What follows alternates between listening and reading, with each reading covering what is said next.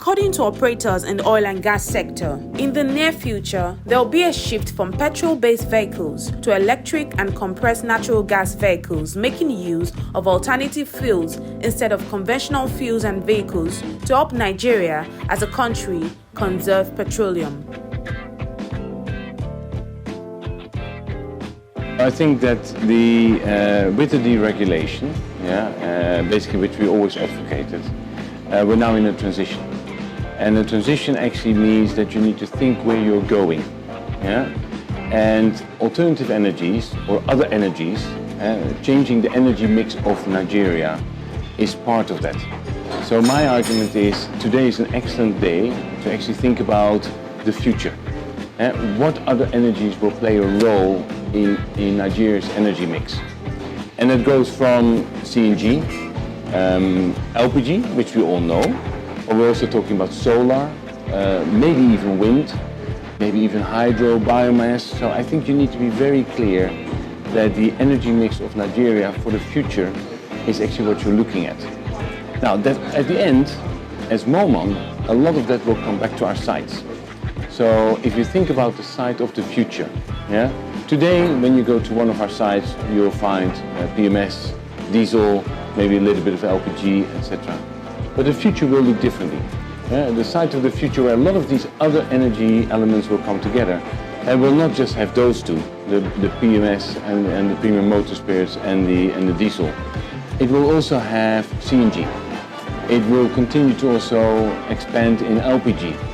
You'll have charging stations for electrical vehicles. But when you think about electrical vehicles, it might not just be a car, it might also be a keke or an Ocado. The station itself might generate its own energy to run the station, and maybe whatever surplus actually brings it and then brings it through in the EV charging systems. So actually, it's quite an exciting prospect if you look a bit ahead. One of the key things is we always have the challenge of today, but it's important to know where you're going. Because if you think you've got a vision for the future, you can at least each day try to go a little bit closer to that. Now, and that's what we're trying to do. And I think a lot of that will come together on a retail station as we know it, but it might look completely different in 10 or 20 years than we are today.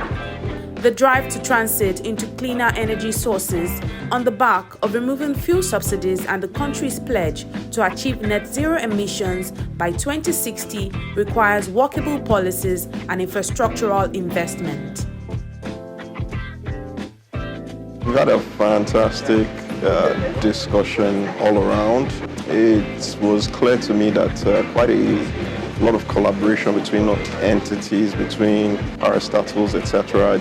It would be critical and important for advancement of alternative energy adoption in Nigeria.